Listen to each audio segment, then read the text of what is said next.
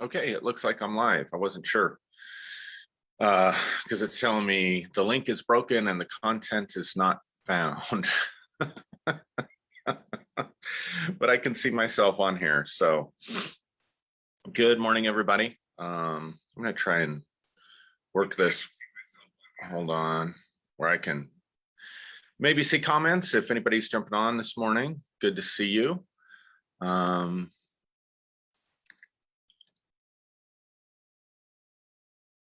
It's just taking me a bit to get situated. I'm able to do this one from Zoom, so hopefully it won't be choppy.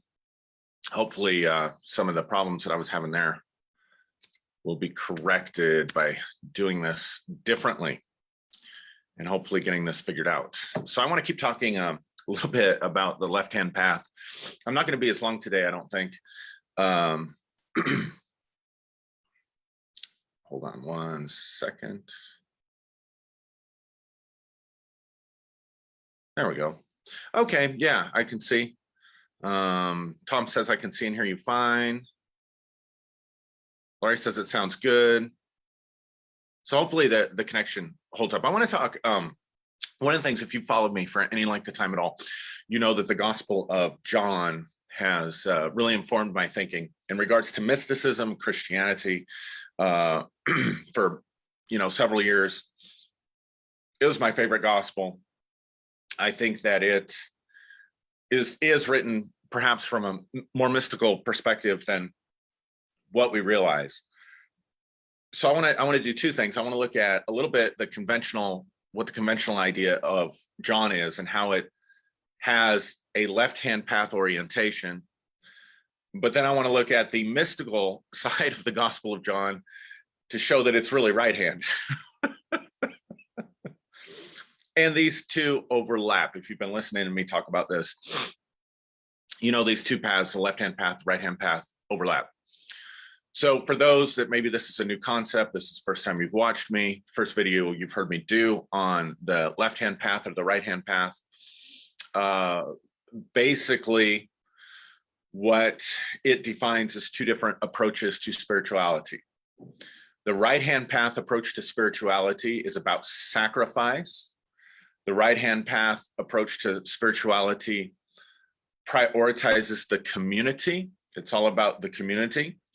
The right-hand path prioritizes conformity.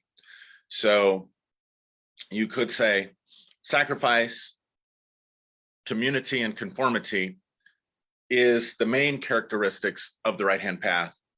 And particularly it emphasizes losing yourself, giving yourself, merging with the deity, losing the ego. We talked in one of our live videos that the right-hand path is the path of the sun, S-U-N, where it's believed that the gateway into the heavens is through the sun, and that you're burned up and lose yourself, or you're the drop in the ocean that gets swallowed in the ocean. And that's where you get some of this baptism by fire and stuff like that. The right-hand path has authorities, spiritual authorities. The right-hand path has dogmas. The right-hand path has basically submission to a guru, submission, and it doesn't matter. Listen, the modern form of gurus could be YouTubers. The modern form of gurus could be, I could be considered a guru for some people, maybe. I can't imagine that I am. But I could be. And by guru, I don't mean someone that teaches. I mean someone who, the word guru means to dispel the light. But the concept of a guru is someone that you surrender your thinking to, you surrender yourself to. So your guru could be the Bible. It could be your spirit guides, whatever. There again, this sacrifice, this surrender, this self-surrender, that's the right-hand path. Emphasizes community, emphasizes sacrifice, emphasizes conformity. Then you have the left-hand path. The left-hand path is a path of individual development. The left-hand path is sort of the rugged, pull yourself up by your bootstraps kind of idea in some ways that Americans idealize. But more importantly, the left-hand path is the path of self-discovery, self-development, and realizing that there are parts of us that are unique in each one of us. We each one have very unique characteristics. We have very unique personalities. And the idea then is to not lose the self, sacrifice the self for the sake of the community and conformity. The idea is to crystallize the self, develop the self, and actualize the self for the benefit of the community, for the benefit of yourself and for the benefit of the community. So that's what the left-hand path is about. So then we have to ask ourselves questions. So then I go back, as someone who's studied the Bible and read the Gospel of John and stuff a lot, and looking at this and saying, where does Jesus fit in this paradigm? The more I study, and I still study scriptures and Bible scholarship, and I still, forever I'm going to be linked to that in my life. But the more I think about the Bible, the more I think about Jesus, the more I learn about Gnosticism, which is where I've been spending most of my time reading and studying and looking, when I have time to read, study, and look, recently has been with Gnosticism. And the more I look at this stuff, the more I realize that we get different pictures of Jesus. Now, this is what Bible scholars, now know for sure, is that the Gospels were each written by a separate community for a separate purpose, to reflect their theological bias towards Jesus and towards the gospel. They're not being written to give you an accurate eyewitness account.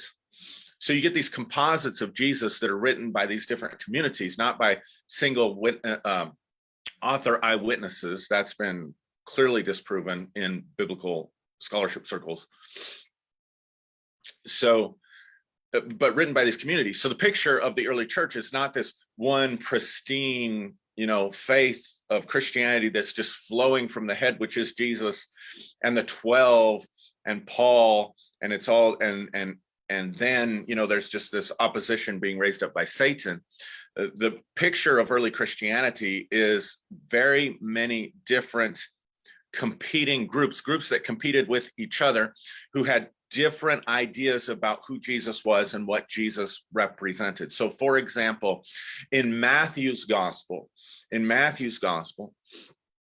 see a lot of differences between Matthew and Luke. They're very similar in some ways, but they're also very different. In Matthew's gospel, for the most part, Matthew's gospel is being written to Jewish people,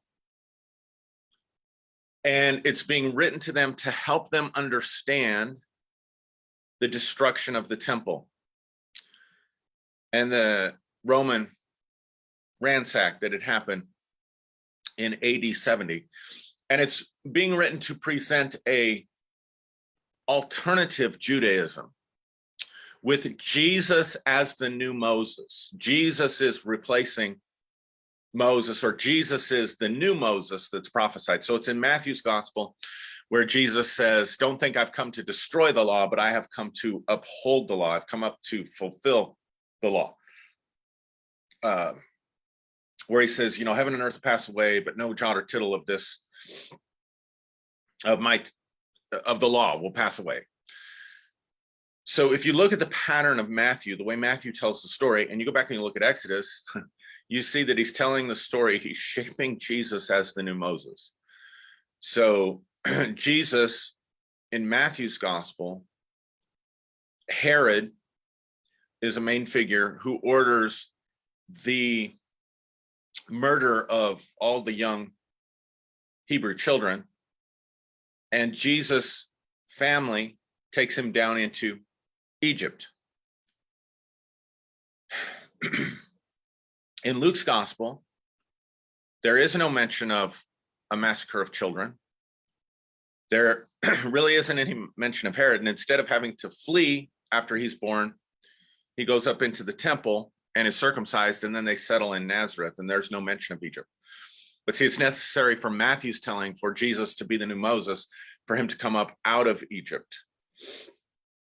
So he's baptized in the water in Matthew's gospel, tempted for 40 days in the wilderness, 40-year wilderness journey. Then he comes back across the Jordan and gives the Sermon on the Mount, the retelling or expansion of the Torah, which is symbolic of Moses getting the law, the teaching on the mountain. So anyway, you can study that out some more if you want to. Luke doesn't present it that way. John doesn't present it this way at all. And John is being written later. So one of the things that's very interesting, Elaine Pagels, in her book, The Origin of Satan, does a brilliant job of this. She takes the Gospels and the time period in which they were written and what was going on historically between Jews and Christians during that particular year or time period when the gospel was being written, and shows the evolution of things. And so here's my point. John's gospel is written much later, and it's written really about the time that there is this division now between Christians and Jews. So now the Jews have, for the most part, excommunicated Christians. They have split them off. There's a bit of a misunderstanding out there in the Jewish roots community that it was the Christians who rejected Judaism and broke off from their Jewish roots, when in fact it was more than likely, based on better scholarship, it was the Jewish people who cut off and excommunicated the Christians because they were kicking them out of their synagogues. They were kicking them out of their communities and whatever. And so John's gospel is being written to an alienated group of Jewish Christians to explain Jesus in a different way. Now, if you just read John's gospel, Jesus seems to have this very left-hand path approach, because in the left-hand path, oftentimes there is this pressure, there's this tension between personal expression and development and community sacrifice and conformity. There's this tension that's there because so here's what I'm saying. So in order to really follow the left-hand path, in order to change the programming that's in your mind in the left-hand path, you really have to be willing to examine groupthink. You really have to be able to challenge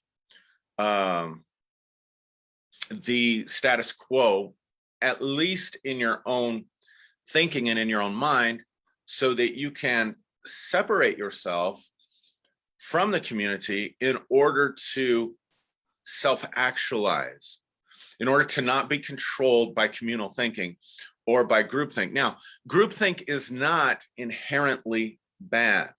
And I want to make that clear, because I think some of the logical errors that people are making, that I see people making inside the spiritual communities, that I frankly see posts occasionally, like very occasionally, on Facebook. So let me retract that, because I haven't seen a lot. I haven't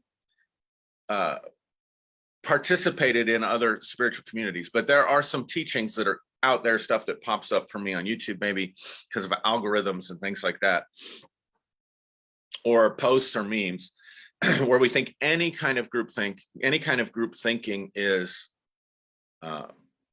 negative. Any kind of group thinking is bad. And that is certainly not true. That sometimes group thinking is healthy and good. The left-hand path person isn't just always rebelling, knee-jerk rebelling against groupthink. Oh, that's groupthink. Oh, well, you're just being a sheep. Oh, well, you're just following the crowd. No. That's not what left-hand path approach is. The left-hand path is willing to examine those areas of groupthink, find where you fit as a person, and then determine, does this work for me? Does this not work for me? And choose consciously to participate in agreement with others or choose consciously to break that agreement with others. See, the person who's just thinks groupthink's bad, and it's just bad to go along with the crowd, and I'm not going to be a sheep. That's just a programming. You can be every bit as much asleep, every bit as much on sacrificing self, not doing any self work or shadow work at all, or self development, and you're just blindly taking the opposite approach of what the group does. You ever met that person? Yeah. If you're a supervisor, I guarantee you've met that person. That it does not matter what you do or what you say, they are going to take the opposite approach because they are blind. They're not awake to the fact that they're even doing it. They're unconsciously taking the opposite, going the opposite way of the group, being in opposition with the group, and think that they are being an influencer, think that they're being an individual, think that they're choosing for themselves over the group, when in fact what they're doing is being controlled by the choice to be to be contentious and to oppose. I hope you get what I'm saying. So when you look at Jesus in John's gospel from a certain perspective, he is very, I mean, John's writing this gospel. Let's not say look at Jesus, because we don't even know if that's an accurate picture of Jesus, but the Jesus of John's gospel is not just the new Moses.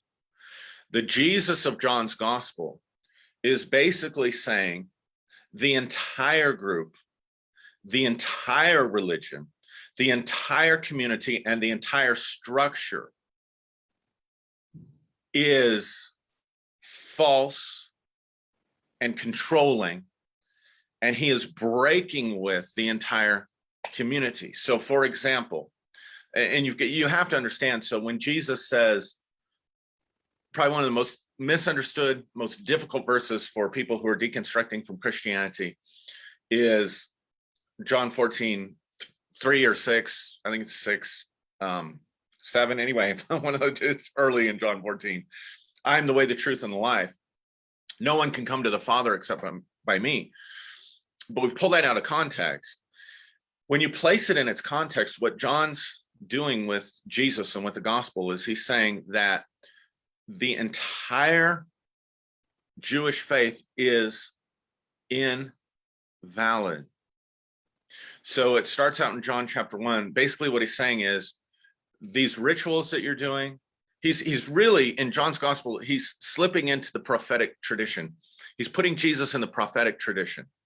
Whereas Matthew's putting Jesus in the Moses tradition, John is putting Jesus in the prophetic tradition, in the sense that the prophets would say your feast days, your celebrations,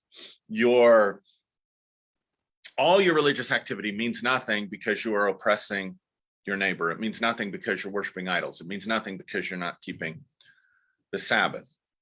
So John puts Jesus in that role, but hypes it up, turns it up, because he says no one has seen the Father.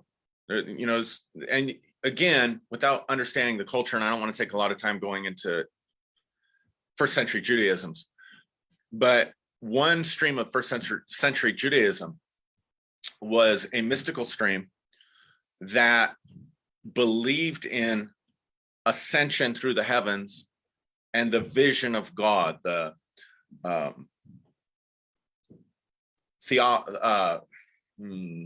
anyway, there's a term for it, but I forget it. It's been a while since I looked at it. So Jesus says, no one has seen, John says of Jesus, no one has seen God at any time. But the Son who is in the bosom of the Father, he has declared him to us. So not Moses, but Jesus. John 3 tells Nicodemus, a teacher of the law, you must be born again, must be born from above, you must be born of the water and of the Spirit. And then he says, no man has ascended into heaven, but the Son of Man who is in heaven. So here's this really aggressive left-hand path approach. And so they want to kill him. They want to kill him because he's a demon. They want to kill him because he makes himself equal with God.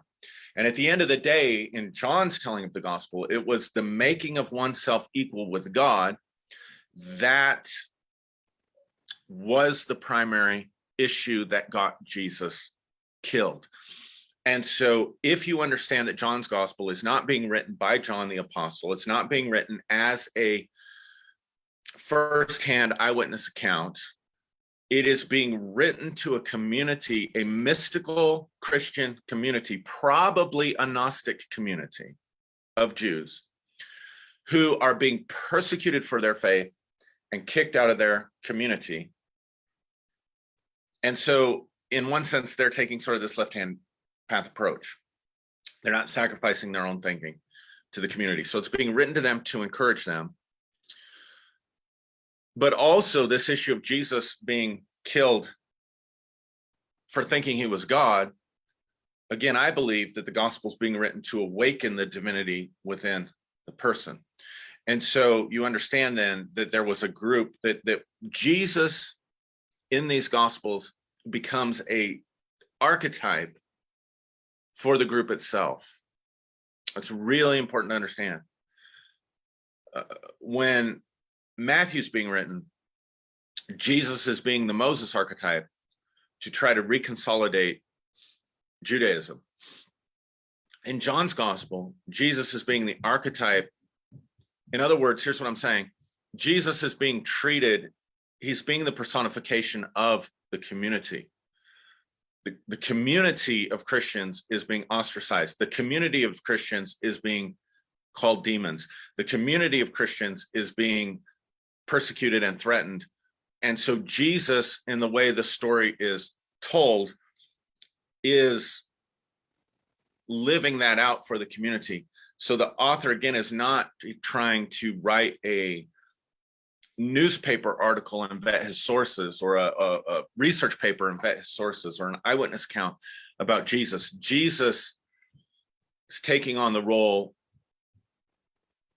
They're using the character of Jesus to highlight the role that they believe the community, that they as the community are playing in this drama of their life. So John's gospel becomes a psychodrama, if you will, of what the community is experiencing.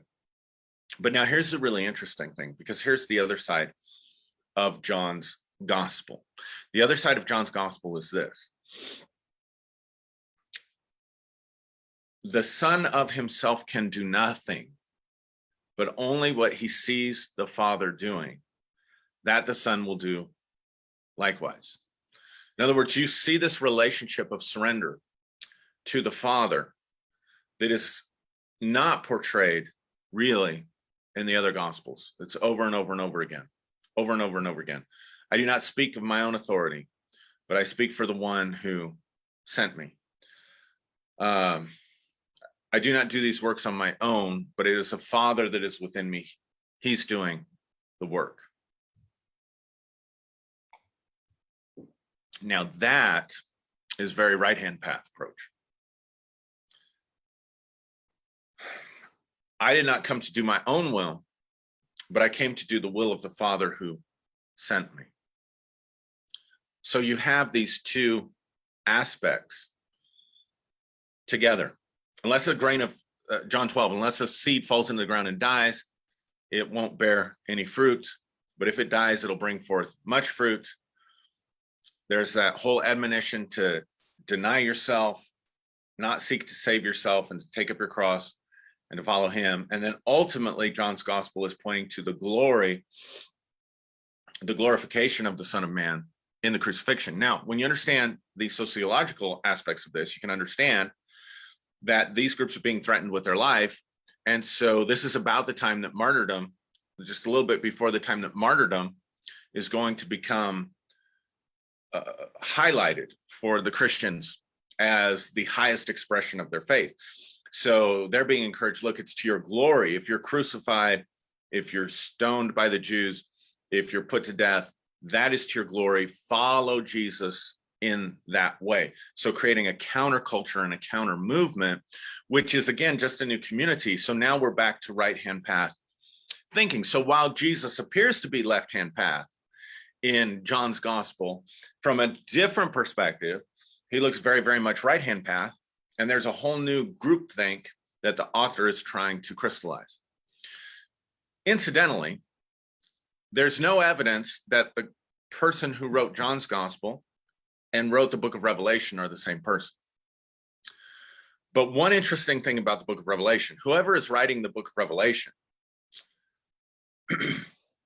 which could be another community that identified with John the Apostle, that identified themselves with John the Apostle.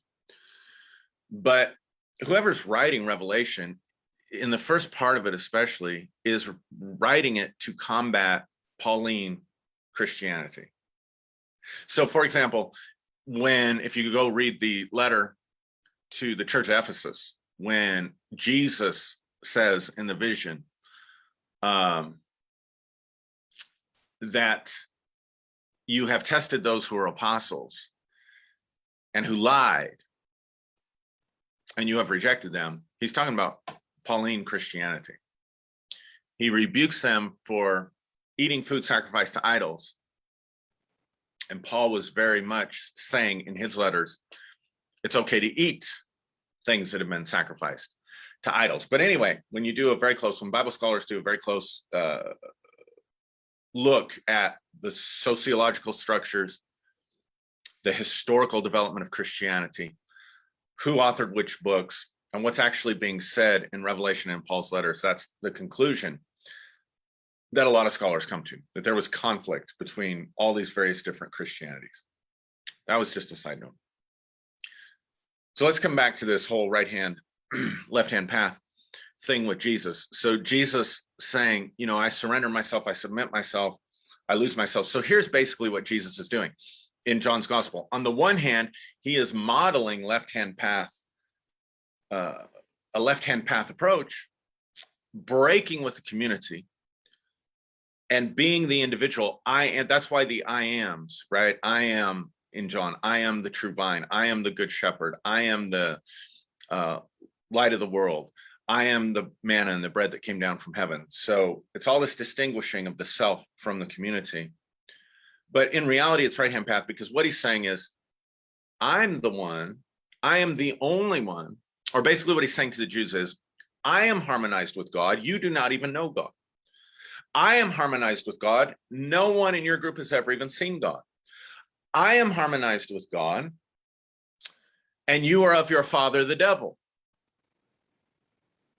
Now, that makes this guy look incredibly narcissistic, and it does make it look like Jesus did try to start a new religion, and it does make it look like he's a cult leader. So when people post stuff, drives me nuts. They post little memes and stuff. Jesus didn't come to start a new religion. He came to teach people to love. That's not at all what's going on. It's not at all what's going on. When Jesus in John is saying, love one another, he's saying love one another within your own community. When you step back from this and you realize they're not talking about the Jesus of history and trying to write a treatise to explain who he was because he was so wonderful. What they're doing is they're taking their own story and their own struggles, and then they are writing it into the text as a way to encourage and strengthen their own community context. So that what they're saying, essentially what they're saying is, they're saying you have the true God. The Jews don't have the true God. You have the true way. The Jews don't have the true way. You have the way, the truth, and the life. They are not following the way, the truth, and the life. You are not of Satan or of the devil.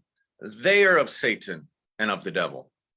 And so you have this tribalism that comes into the text, which then, if we take it as the word of God, which this is what's happened, we have these texts, and particularly John's gospel, as the word of God, and it sows the seeds of that same energy of tribalism is there and is in it.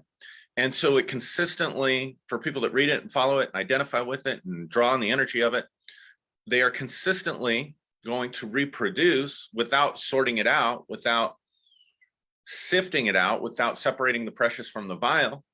They're going to consistently have that tribalism and that self and other dynamic, and that is the seeds of anti-Semitism. And please understand, in Nazi Germany, It was the Christian church that supported this persecution against the Jews.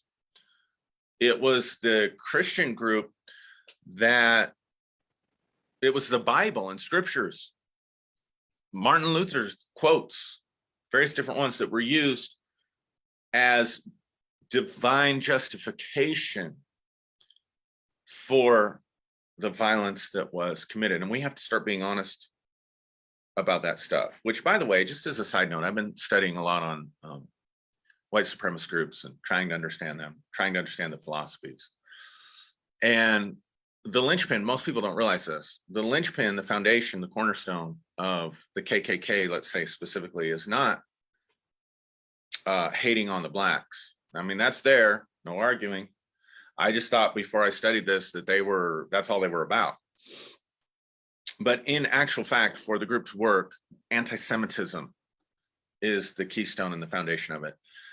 And please understand that these groups promote conspiracy theories about, literally, and they've done this for, this was the case in Germany.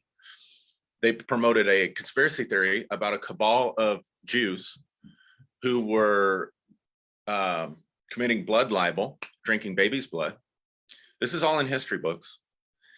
And that they were ruling the world and depriving the white Christian male of his rightful place in the order of things. And then there was propaganda that they were subhuman, that they weren't human beings. They were Neanderthals. Now, bring that forward to today. And then there was all this justification. We have the revelation. We are the awake ones. We have the divine right. We're the ones that can really see the truth. Now, translate that to today, and it's the same playbook. It's the same energy. It's the same pattern with the QAnon group and with stuff that happened that's happening right now. There was people I realized in my life, once I started studying white supremacist doctrines, I'm totally convinced are card-carrying members. And I didn't know it because of things they said in conversations that we had. So you have this stuff raising its head. I don't know why I'm talking about this. You had this stuff raising its ugly little head today in the form of spiritual teachings that talk about cabal of blood drinking elites, liberals, movie stars, basically anybody that doesn't think like them. Check. You have it's called adrenochrome. You can look it up and then compare it with blood libel. It's the same thing. And now, instead of saying that there is a group of people maybe by their color or race, which, by the way, please understand too, one of the reasons I was confused with white supremacy hating on Jews so much is because there's a lot of white Jews. I mean, their skin's white because a lot of them came from Europe. So it isn't just about race, it's about an ideology. It's about a group of people that adhere to an ideology and demonizing that group of people that adhere to that ideology. And then it getting to the point of the violent persecution, and in the case of the Holocaust, the genocide of a group of people who held to an ideology. The roots and friction of it are in the Gospel of John. So you have this group that thinks they're awake, that thinks there are aliens. Now, this is really scary, guys. The alien thing wasn't on the map for Hitler. And this goes way back. This didn't start with Hitler, by the way. It just culminated. And I'm not following into Godwin's principle. I don't think. Maybe I am, but who cares? Screw Godwin.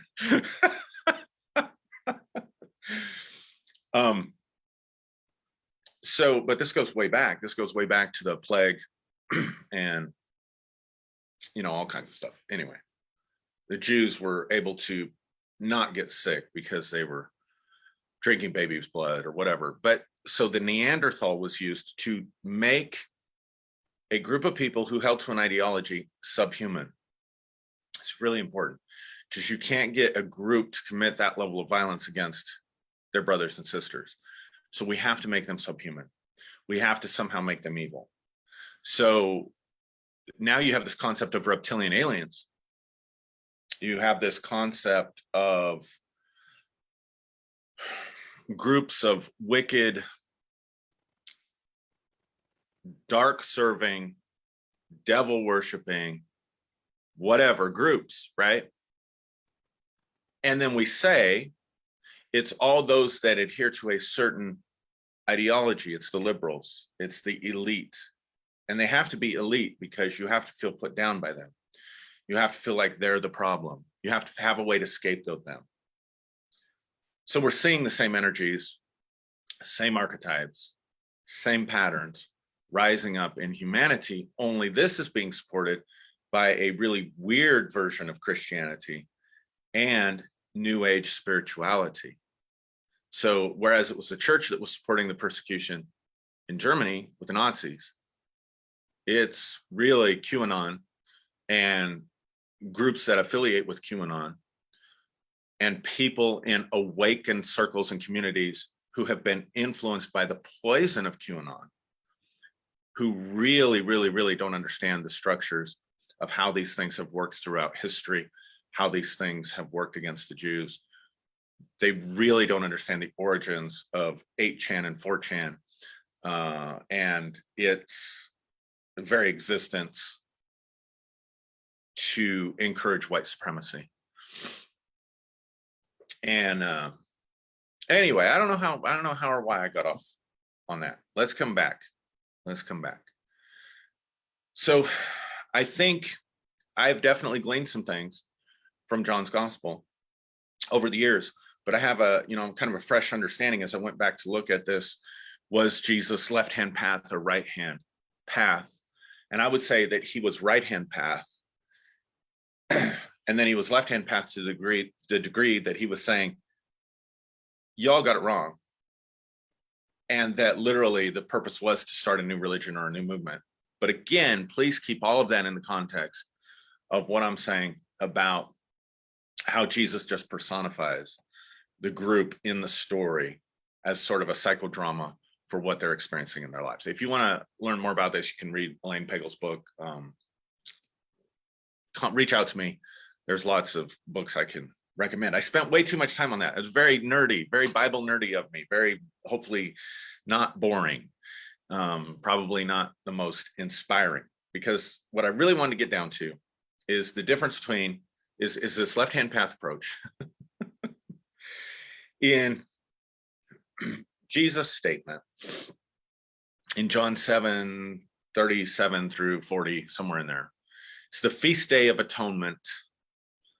And on the Feast Day of Atonement, they would do this ritual where they would pour water out down the steps of the temple to symbolize Ezekiel's vision in Ezekiel 47 of water flowing from the Holy of Holies out into the world. And Jesus makes this statement: whoever believes in me, as the scriptures have said, out of his innermost being will flow rivers of living water. So what I want to do is look at that as a structure to say that in the left-hand path thinking, self-development, self-actualization, you are the temple of the Holy Spirit. You are the temple of the divine. And in the right-hand path, I suppose, you are the temple of the divine too, from a certain perspective. But I want you to think about this. A temple in ancient culture stewarded and carried the image of God. The Latin for that is the imago Dei, the image of God, a literal statue of the God. So you walk into a temple, there'd be a statue of the God. This is the house of God. The priesthood was the servants of God, in very much the sense that a king had servants that would bring him food and bring him wine and that kind of stuff. That was what the priests in any temple religion or cult was doing. And then they were also the stewards of the mysteries, and the mysteries were, how did you come into union? How did you as a people come into a union with this particular deity? So the temple served as the house of that God. The priesthood served as the servants of the God, and the people served as the initiates into the mysteries of that God, for the purpose, for the most part, most of them, of losing yourself in order to be unified with that deity, and to have that deity's power, to have that deity's favor, and to have that deity's blessing, to literally have that deity's life. Now, the Catholic Church kind of developed from the same sort of structures. And that'd be a talk maybe somebody somewhere, maybe 5 people on the planet would be interested in someday. It's just that nerdy side, right? But this idea of being the temple is something totally different, because the people were not the temple. The temple was the temple. The people were serving the temple. The people were sacrificing the temple. The people were going into the temple, but the idea that you are the temple can be a very powerful left-hand path approach. It can be a very powerful encouragement to self-actualization, to bringing forth the imago Dei, the image of God in you, your personal genie, if you will, your personal genius, your personal divine spark, your higher self working with, I posted a video from Morg where he talks about the ego. I absolutely loved it. He put to words so many things that I've thought but didn't have the language to say. But he talks about how the higher self and the ego self work together. They're not diametrically opposed, and you don't want to destroy the ego. It's brilliant. But that's this idea of building the temple. So I want you to think about this for a minute, that you are building a temple without hands, that you're building a temple for your spirit, for yourself, for your consciousness to dwell.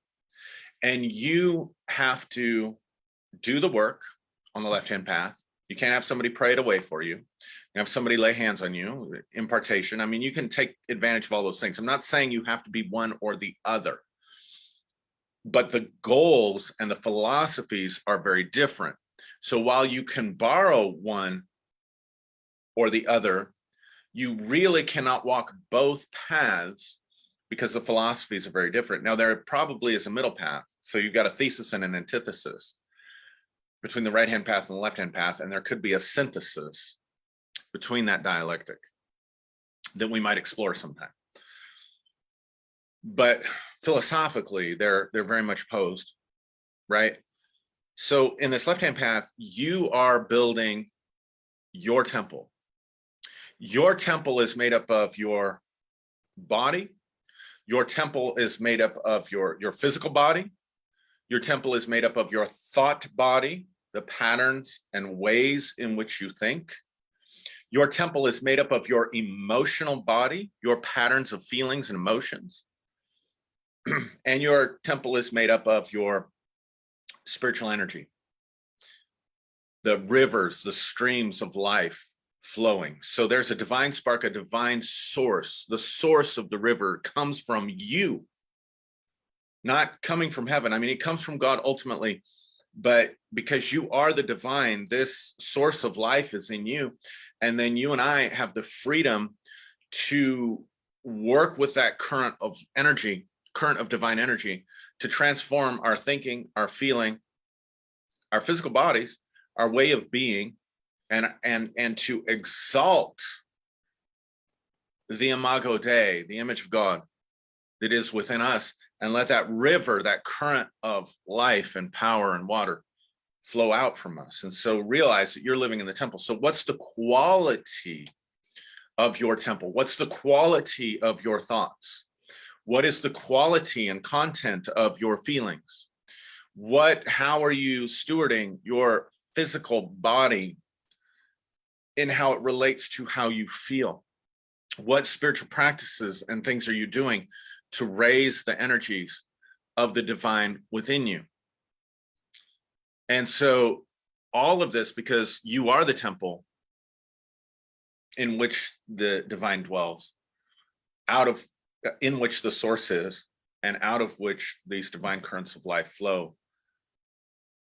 then in the left-hand path, or the right-hand path, you're destroying all that stuff. I want to get rid of my thinking. I want to get rid of any sense of separation, which they call the ego, that I have with the divine or with people. The left-hand path is saying, I want to distinguish myself very clearly from others, and I want to refine the self. I want to build the self, and I want to actualize the self. And I talked about this last week. When that happens, then I can offer myself because of my uniqueness, because of my distinction, in service to others, in service to my community. If you really think about it, your distinction is your gift. Your distinction is your service. If we were all the same, if we were all one, I don't even know what that means anymore. Maybe I'm confusing oneness with sameness. Someone can straighten me out on that. But if we were all the same, if we were all conforming to one another, what distinguishes us that empowers us to really serve others?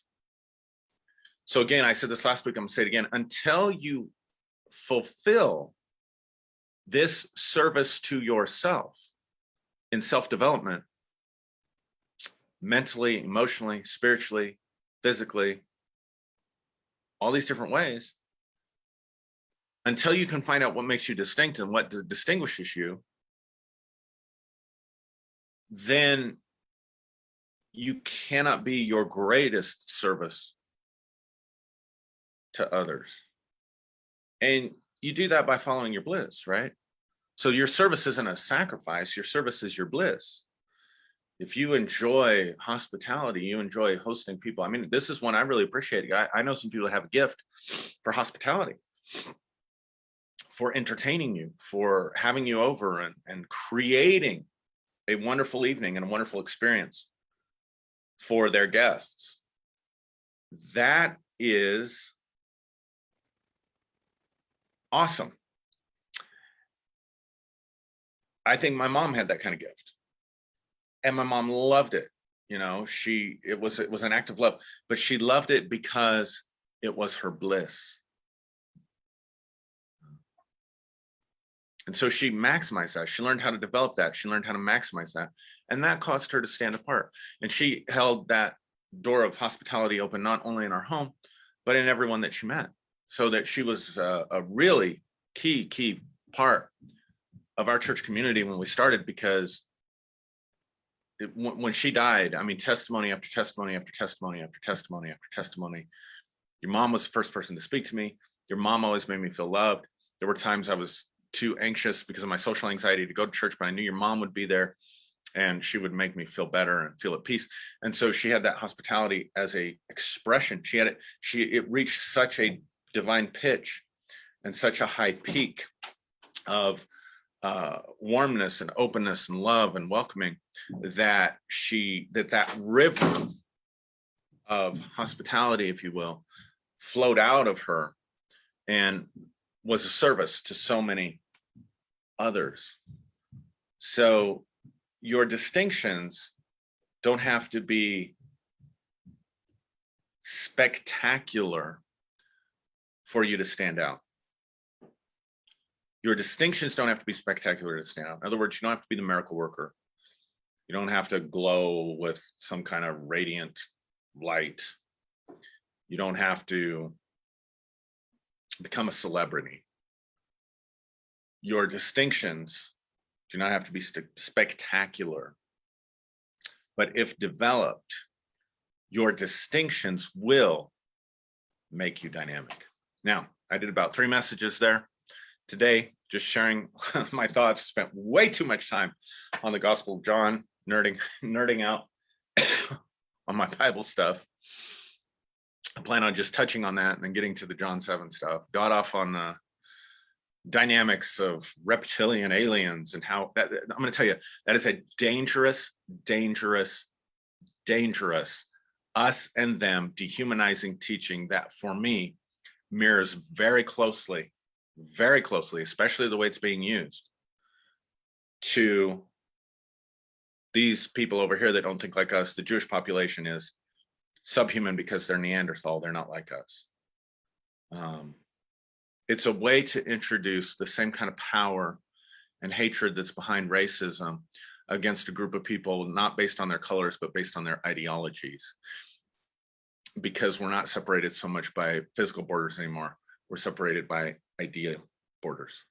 So we have to find a way to demonize people that have different ideas than us so that we can destroy them. So we're going to say that this came, from wherever. Okay. God bless you. Love you. Have a great and wonderful day.